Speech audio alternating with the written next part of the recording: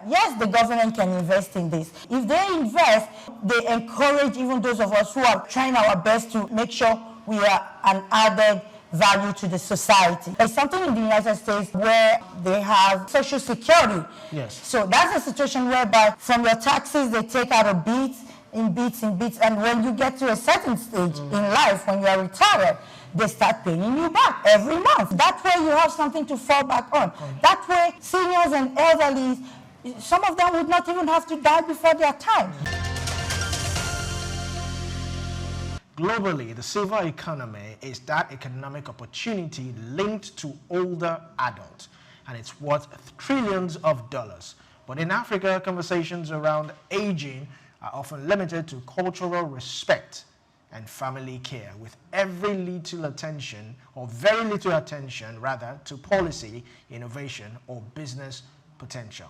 So, is Africa overlooking a multi-billion-dollar opportunity in healthcare, technology, housing, insurance, and lifestyle services for seniors, or are we simply unprepared for the rapid demographic shifts ahead?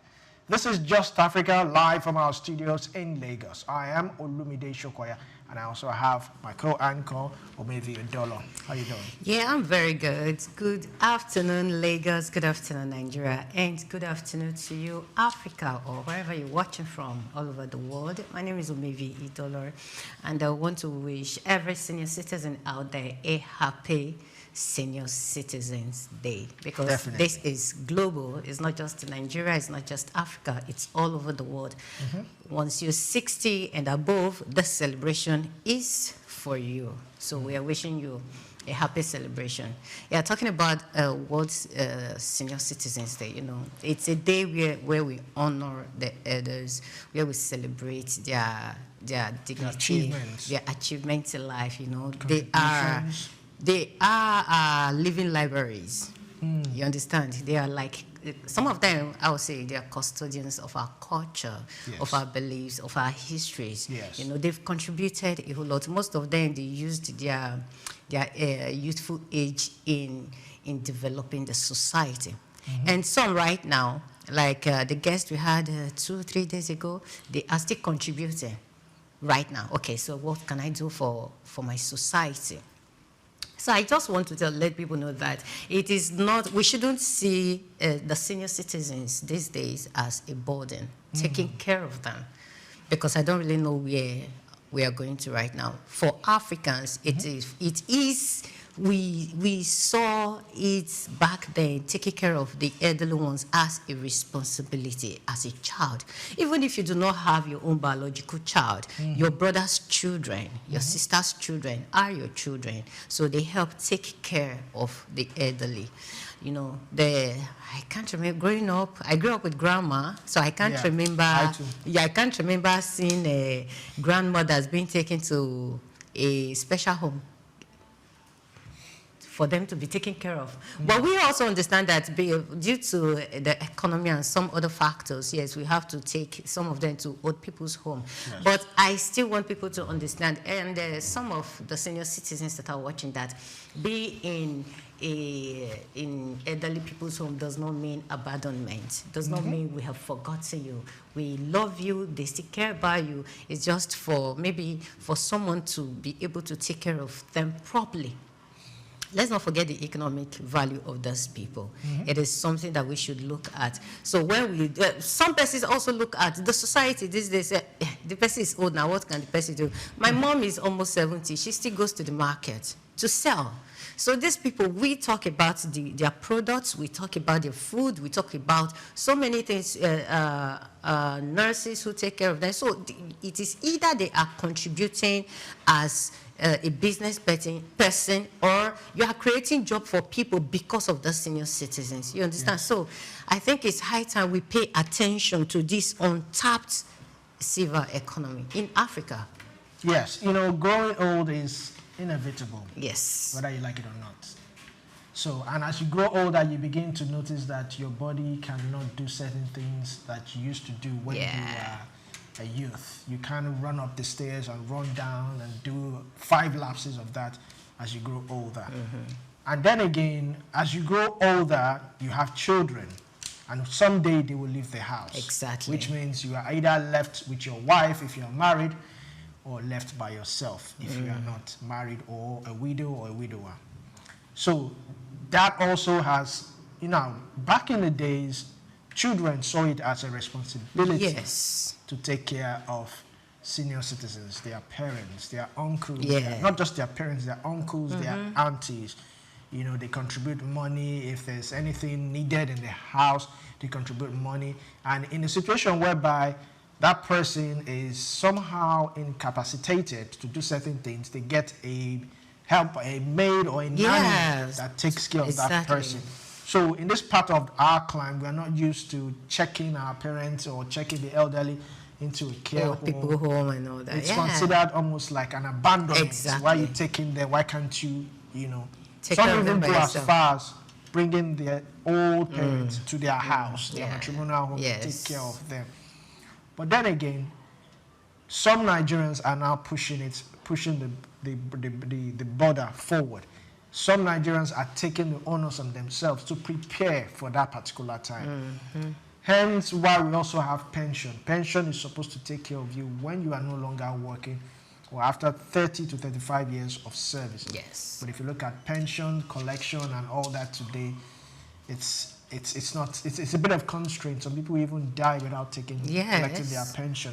So what other alternatives are available for these senior citizens? If pension becomes a constraint, what can they do? You said it earlier on, they are living libraries. They've had some form of expertise in different fields. We still have Omugo. Yeah. I think that favors the women the most. Yeah. When their daughter-in-law or their daughter gives birth, go over to the daughter's house and take care of that child and relieve that daughter or daughter-in-law of so much stress. Yes. They also take up other jobs, like what we call olokpo in Yoruba. Those are the people, the women that prepare food for large parties. They employ the services of older cooks, older chefs, because they make use of what they call this aduga. It's a big pot. And they, because they've had donkey years of preparing food, they know just the right amount of sauce to put in that jollof rice, to put in that stew. But maybe they are not trying to cut it short, and their food actually tastes better. Yes. So, and even the younger ones take apprenticeship under these senior citizens to learn certain things.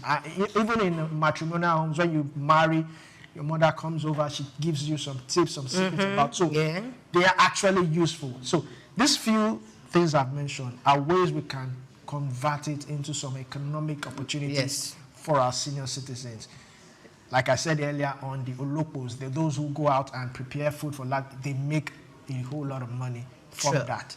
Yes, they don't make money from Omugo because, it's your daughter. No, they actually make money from Omugo. Don't say that. Okay. When they are leaving, the in-laws, my God, the wrappers, the clothes, the money. That's appreciation, and that's coming from a relative. I'm talking of someone who you don't know. Someone like a friend. You're going to do a mugo for a friend. It's usually a relative closer or close to the couple that goes for that. So then again, for the men, they can take part in lectures. Yes. In different fields. That's why we have older lecturers. True. We have lecturers running to this. My uncle, he was about 80 till he passed on, and he was still going for lectures. He was lecturing.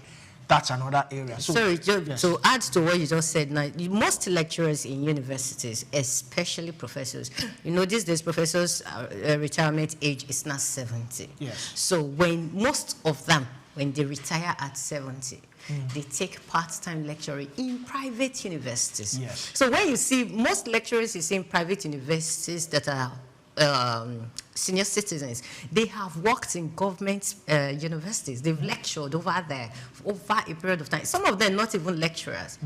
So, but when they now go to those private universities, they start lecturing. And their style of teaching cannot be compared to the junior lecturers or the younger lecturers. Let me not say junior, younger lecturers. So you see that teaching aspect you talked about now is very, very, very key.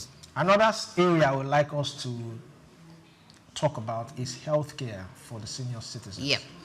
Now, I know Doc has said it on his table before that part of the money these insurance companies invest should be set aside for an insurance scheme for the senior citizens, because at that age they are no longer active. Yeah. They cannot earn a livelihood. They cannot earn a living. So if before that time, before they get to 50, 60, a certain amount of contribution is going just for that, not pension, just for their health insurance after they are out of service, I think that will go a long way. And maybe if the government can also chip in some, create some form of health scheme specifically tailored for the senior citizens, I think that would also go Because a long it is actually appalling to see how senior citizens on their sick bed carrying placards and saying, please pay us our pension. It is heartbreaking. Yes. You see some of them on the wheelchair. You see some of them on a stretcher, just for the government to feel their pains. That, okay, this is... Anytime they go, when I see senior citizens protesting, I don't know if that's the right word for me to use, but protesting, I'll be like, my God, these people worked hard in their youthful age. So this time, if they are requesting, they are not even supposed to make that request, just as you said. There's supposed to be a plan. As you are retiring, you don't have to come and meet me. The other day, Baba was saying that a particular bank gives 10,000 naira loan to senior citizens. How would they even be able to pay? How would they even be able to pay that money? Because they even need that 10,000 naira they are borrowing. They need it more than whoever is lending them. You get it. So, okay, what do you even want them to buy with 10,000? So you see this pension scheme. I think the government should take it. I am glad. I love what the Abia State Governor Oti. Yes, I love what he's doing when it comes to pension. All the backlog, he cleared them. Then at a point he stopped because, of course, you know, like we always say, people do businesses. While some persons are crying, other people are actually making gain. That is life for you. So I love what he's doing in Abia State. And I really desire that every other state government, even to the federal government, would do same. Let's make laws, let's pass bills that takes care of those people. Their pension is not something that should be tampered with at all. So, all right, as life expectancy increases across the continent, a significant silver economy is emerging, a market with unique needs and immense potential, from specialized healthcare to assisted living to leisure and financial services tailored for older adults. The demand for senior care is growing, but is Africa ready to meet this demand?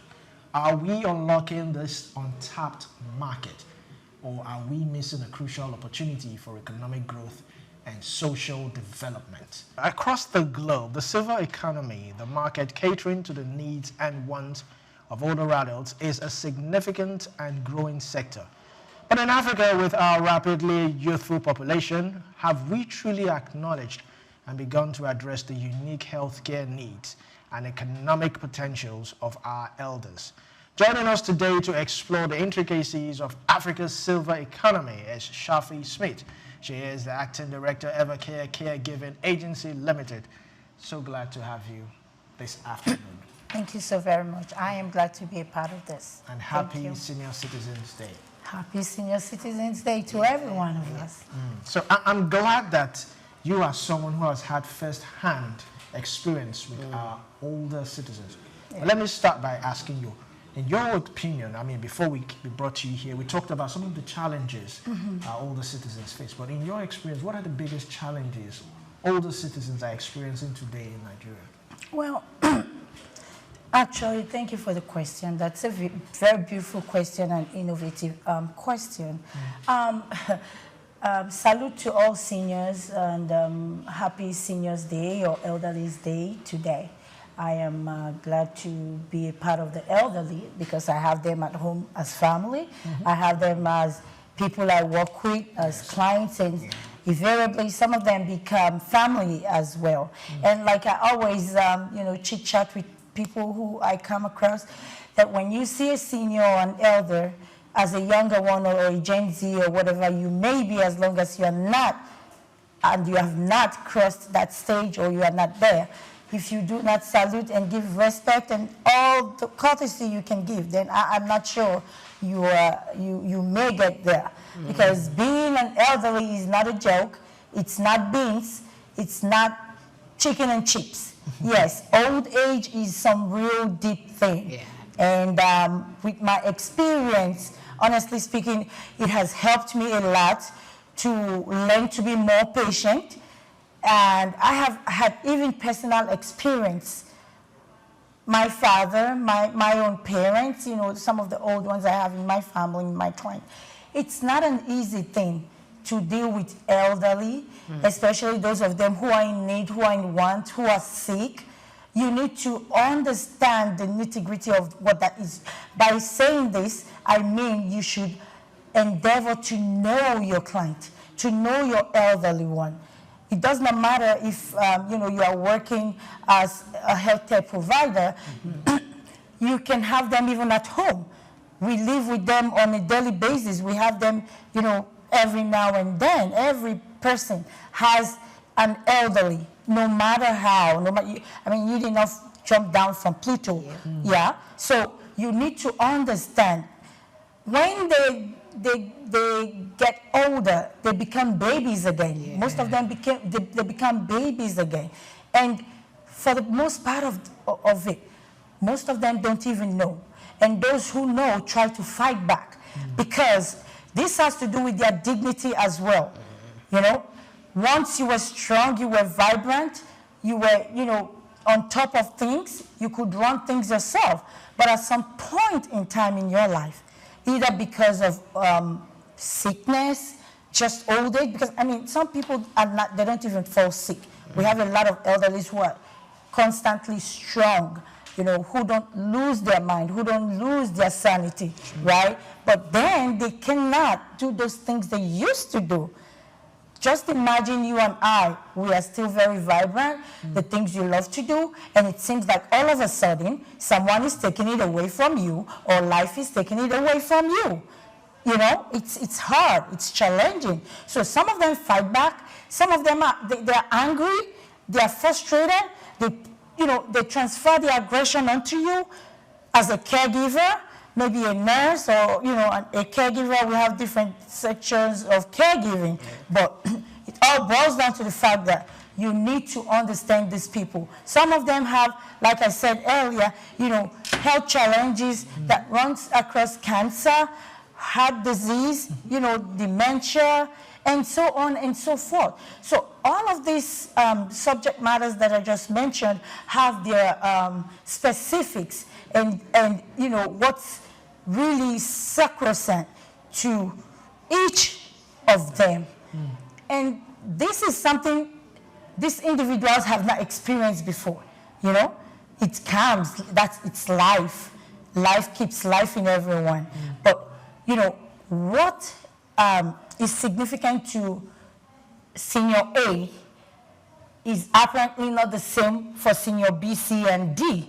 So they experience different things differently. Some experience the same thing differently. You know, so it's not an easy task to be a senior. And it is important that we embrace this fact. Yeah. It comes but once. You experience elderliness, senior one time. Just like when you're a baby, right? You experience that stage and you outgrow it. And then you become a teenager. And then you become an adult. And then you become an adult. And then you become a baby again, you know? So one of the most important things is know these people. Put yourself in their position. You know, remember that nothing stays or lasts forever. Yeah. And forgive me to say, I'm a Christian, and the Bible already says it that, you know, at some point in time, we are going to leave, you know, and the legacies we leave behind is what counts, is what matters. That is why I would like to salute even all caregivers, no matter what kind of caregiver you are. You might be at home, you can be a caregiver. You can caregive to your family member, to your grandma, your grandpa, your dad. You don't necessarily have to, be receiving a paycheck. A caregiver is a caregiver. Just that, okay, so the difference is that we have those who are skilled caregivers. We have those who know the nitty-gritty, of caregiving. Be that as it may, even the non-skilled caregivers are very essential because, as they say, the grand norm of any society starts from the family. That's the basis, the sine qua non, So it's very important that we appreciate every caregiver. And the caregiver also should be compassionate. That goes a long way again to talk about how I said you should know your client. Yes. If you don't know them, you cannot care for them. If you do not, imagine that you probably in this situation or, this person is someone you care about. You should love your job. It shouldn't be all about money. It should never be about money. So when you come to them from that perspective, you will be a better person, even learning to know them, even learning to care for them. All right. All right. Thank you so much. You're welcome. That was really beautiful. Now, caregiving yes, professionally was not an African tradition. Yes. Or let's not say caregiving, maybe elderly care or senior care. Old people's home, that's the word really. It used to be a family thing, tradition. You take care of your older ones. Will you say modernization or migration has affected that bond of caring for the elderly in Nigeria and Africa as a whole? Well, your question is, it's two in one, and I will try to dissect it my best way possible. Okay. So my answer will be yes and no. Yes, because, innovation, globalization, all of these things have one way or the other affected us, even our personal lives, whether positively or negatively, depending on what an individual chooses to want to be, chooses to want to do with information you receive. Okay. I was asking if migration or how migration to urban cities has weakened the bond between families in giving care to the elderly ones, or has migration weakened that bond? Is there something we can do to salvage that care, that traditional style of taking care of our seniors? Apparently, there is a lot that can be done to salvage that. First of all, is the issue of caregiving. Caregiving companies, that's the reason why most caregiving companies are emerging at this point in time, 2025. Although, the Nigerian community, I must say, or even African community, has not actually embraced this yet, because I would say it's kind of foreign to a lot of people. They feel like, oh, there's a name tag to that when you take your parents or your loved ones or your elderly ones, to caregiving homes, or you have a caregiver coming into your home. Not everybody likes that, especially, getting to meet a stranger. Not everybody likes that. But again, because of, time are changing times, people traveling to the diaspora, not just even within Nigeria or Africa, to earn a living. So a lot of people are not able to do what they should be doing, what we know that we should be doing, what has been the tradition and the culture. Yeah? Most children are unable to do that. Some nieces, nephews are unable to do that. But that is where the issue of health care providers come in, especially the very, very good healthcare providers who know what they're doing, starting from each caregiver who is an employee, knowing what he or she should do, when he should do it, at what time, getting to know the clients, like I said earlier, and then preparing like a program for them, like, for example, day services. Day services is a program whereby, some of the elderly, after you have evaluated them and known, their strengths and their might and their weaknesses, you grade them grade by grade, and you take them to day service where they can go to school again and learn, even like babies, learn, depending on their cognitive, you assign what they need to do, and they're happy and they're interacting with other elderly ones, that way they don't feel like they're not loved. Their loved ones can come visiting them. We also have that section whereby the caregivers come to your home to render care, 24 hours caregiving, or a 1 to 8 hour shift, a 1 to 10 hour shift. It all depends on, like I said, the care definition of that person. Yes. So now it falls back on the caregiving company to identify this and,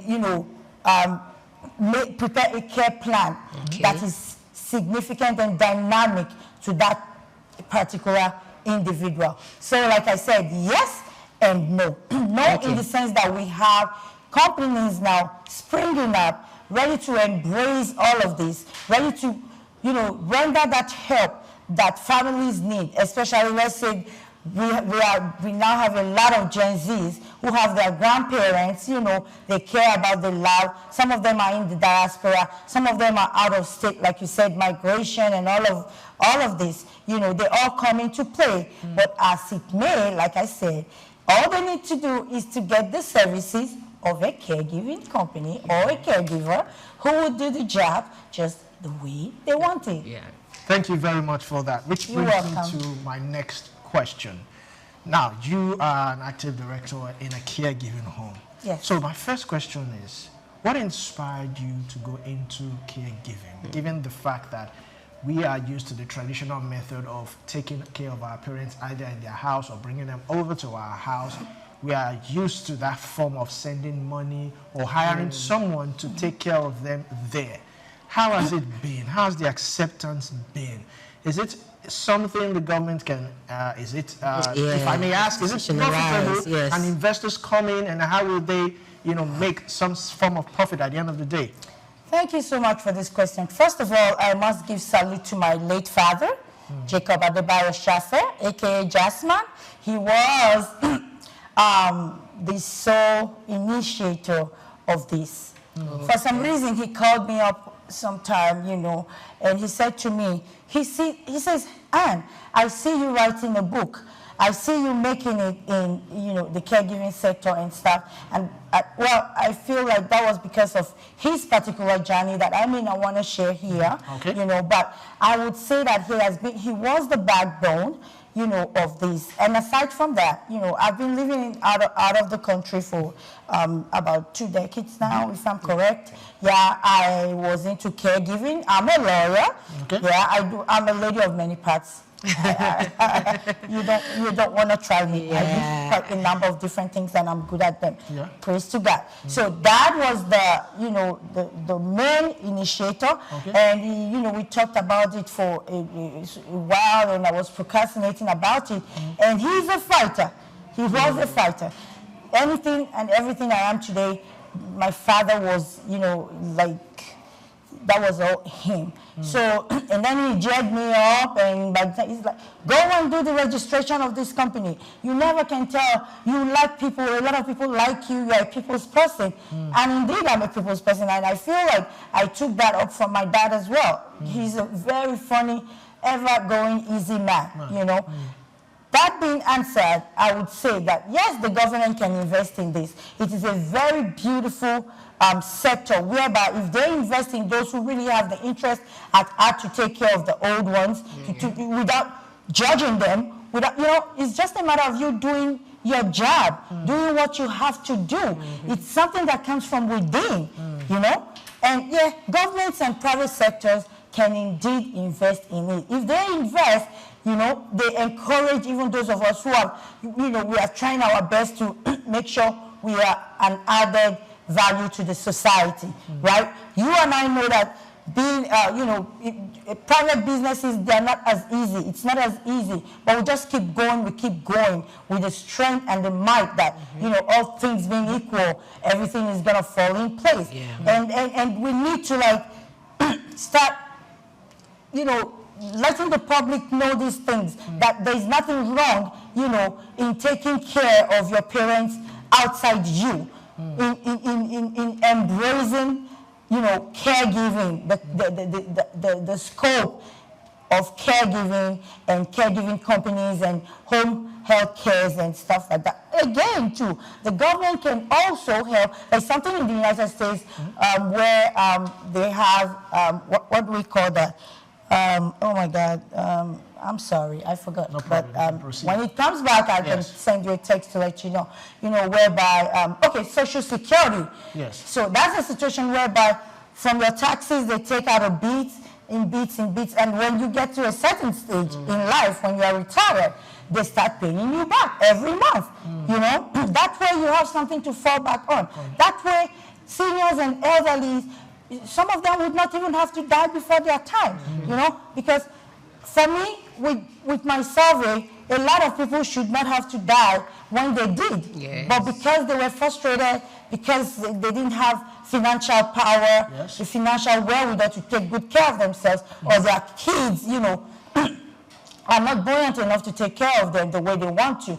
That falls again back to the issue of employment and stuff, So, but when this sector is being embraced, we have job opportunities for as many who will want to learn, because you don't really have to be educated or skilled to do these things. You can be trained.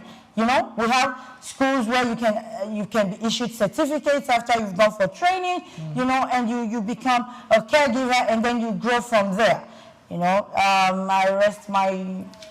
Okay, thank you very much. Yes, I know you've been saying a lot, and there are so many questions that are coming into my head. But before all the questions, I want to ask, we have this Nigerian National Senior Citizens Center Act, which protects the rights and welfare of older people. How effective is it in Nigeria? I don't think it is effective, if you would ask me. If it were, again, the caregiving sector will be given a lot of preference. So many people don't even know about these things. They don't know it exists. And if they know, they have a very wrong concept of what it stands for and its definition. So the public needs to be educated more about caregiving and caregiving companies and what it stands to help them, what they stand to gain from this sort of so how program. do we improve the lives of those senior citizens? Because for some reasons, families are moving to other areas, other parts of the world, but those people need their medicine. And like he rightly said, if the government can invest in it, if private sectors can come into caregiving, we need medicine for those people. They have particular, for just as you said, a senior has a particular or a peculiar need. One need is not a generic to others. So how can we put all this into proper consideration to ensure that their needs are met? Excuse me. Sorry. So all we need to do, like I've said, is to appeal to the government, find every means possible where the government can listen to us. Let's NGOs, people in charge of government have an interest, and the stakeholders have an interest, and maybe put in paperwork, to the necessary quarters to say, okay, let's look at. I mean, these things work in other countries outside the world. So why can it not work in Nigeria? It can. It should. So when we all have a concept, we have a focus, and we come together as one to say, okay, we want this. Where there is a will, There's always a way. That's right. Okay, before Olumide takes you, I want to ask, you said the government, the NGOs, they should come in, right? Yes. Good.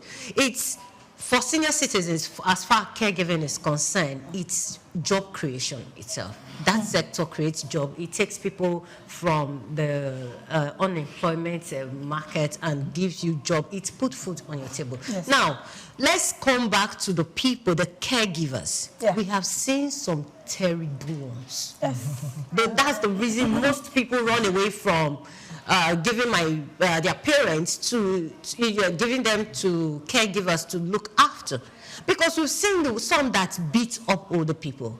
We've seen some that just abandon it. Whatever you like. If you want to die, die. I don't care. How do we? Is there an association? Are there groups of people? Are there well-trained caregivers in Nigeria? Because we know that these days, when you are traveling out of this country, they tell you, go and study caregiving, or go and do this, go to the health sector. Do we have those kind of institutions in Nigeria where we can say, okay, we have well-trained caregivers? Thank you very much. This is a very beautiful question, an intelligent one at that. So I may not be able to speak for other companies and other caregivers. I can speak for my company and myself, being at the ends of affairs. So one of the things that we do is that we make sure we do a lot of background checks. Okay. A lot of background checks before employing a person. Deep background checks. And our employee handbooks and the trainings we give them during their orientation, we first of all let them understand that this is a thing from the heart. It should come from within. If you are not somebody who is into that, then you may walk out. Okay. You know, it's zero tolerance. It's zero tolerance for, abuse. You cannot abuse anyone. Talk less of abuse the elderly. That's a no-no. It's zero tolerance for us. And even those, some of our clients can testify to that. Okay. Some people who know us by name, who know us personally, they can attest to that. Even employee versus employee it's zero tolerance, because we give it American standard. We are not there yet. I'm not going to say to you here that we are rocket scientists or we are holier than Pope. No, that's not what I'm saying. What I'm saying is that we try our best possible to make sure that our caregivers are second to none. That's beautiful. Yes, all right, so I also like to ask this before you go. Okay. Looking at your care home now, first of all, who pays the bill? Is it the senior citizens, the relatives, or children? Secondly, people see care-giving homes as more or less, for lack of a better word, a prison. So I'd like to ask, if I check in as a senior citizen, am I allowed to leave at any point or any time of my life without regards to who brought me there or who checked me there, who registered me there? Thank I have you. the absolute freedom. Oh, okay, so seniors, elderly, they're human beings, right? Every single person has the freedom of speech, has the freedom of anything and everything you need to do for yourself. As long as this elderly or senior is of sound mind. Okay. And they can read and write. Nobody should want to keep them where they don't want to be. Okay. Yeah? It does not matter who brought them. But like I said, I mentioned something earlier, that care plans, you have care plans for each individual that is symbolic and synonymous to that individual. Yeah? So it all depends. But if somebody has a proxy and is unable to, think for himself or herself, and is unable to make certain decisions for him or herself, he or she may not, just because, the company doesn't want to be sued, and then we have paperwork at the beginning of admission, and all of that stuff. You have to respect that. Yeah, and I think, there was something else you did ask.